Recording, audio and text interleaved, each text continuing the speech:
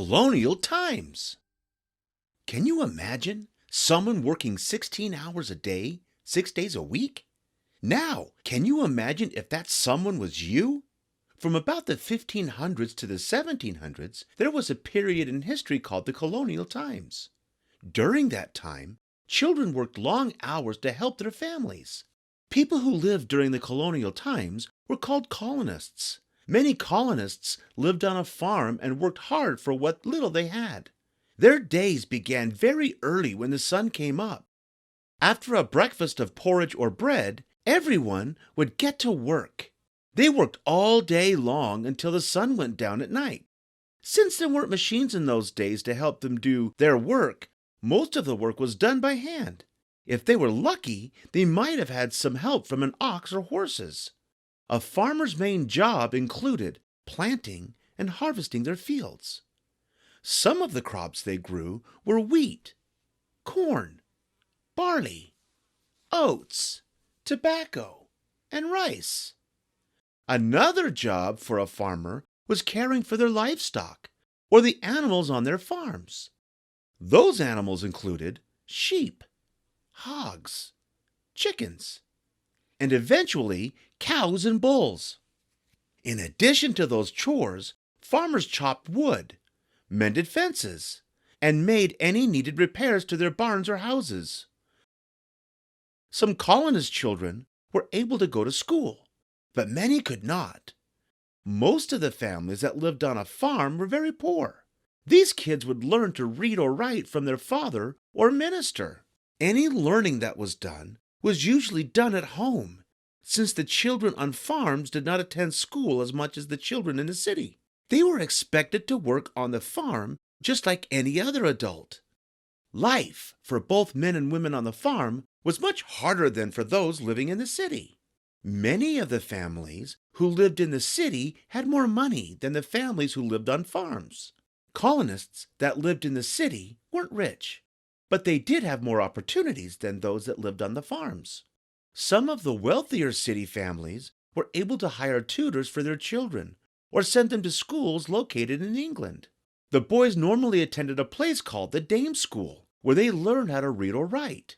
They also attended a Latin grammar school where they would learn Latin, Greek, and some basic math. Unfortunately, during this time, girls did not have the same opportunities for living as the boys did. Many of the girls never went to school or even learned to read or write.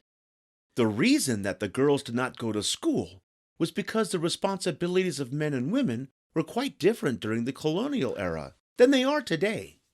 In colonial times, women and girls stayed home and took care of the children. They also made their own clothing, soap, candles, and many other goods and products that their families needed.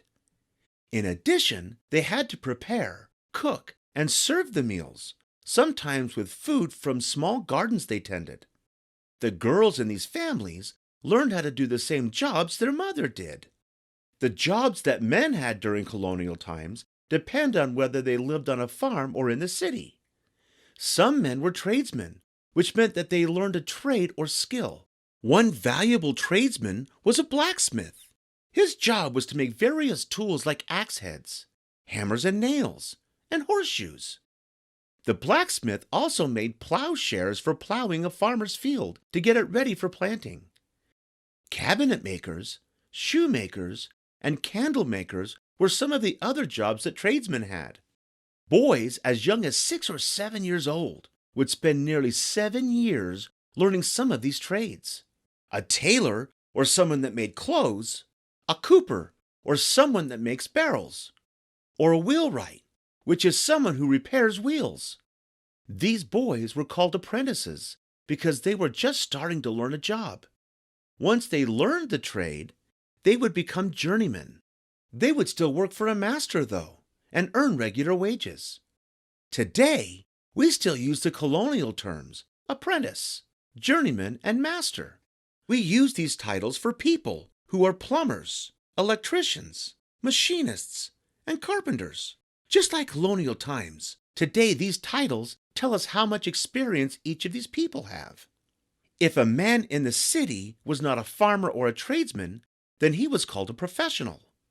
A professional worked as a lawyer, doctor, or merchant. A merchant was an owner of a store. He ran his own business, spending many hours on the job. Sometimes he traveled to other countries, trading products to be sold in his shop. The central meeting place for many people during colonial times was their church. Religion was very important to the colonists. Everyone was expected to attend church every Sunday, regardless of whether they were a farmer, a tradesman, or a professional.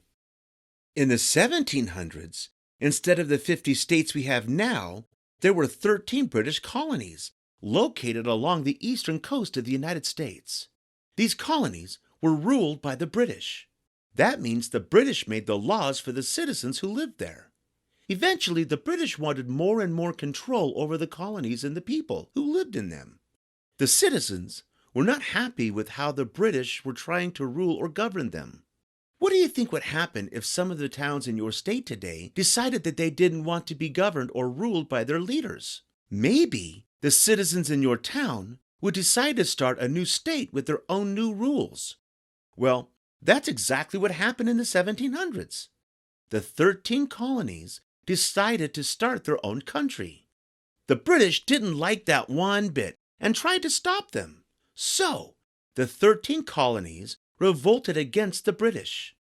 To revolt against something means you rebel or protest. The colonists' revolts eventually led to a big war. The war was called the Revolutionary War.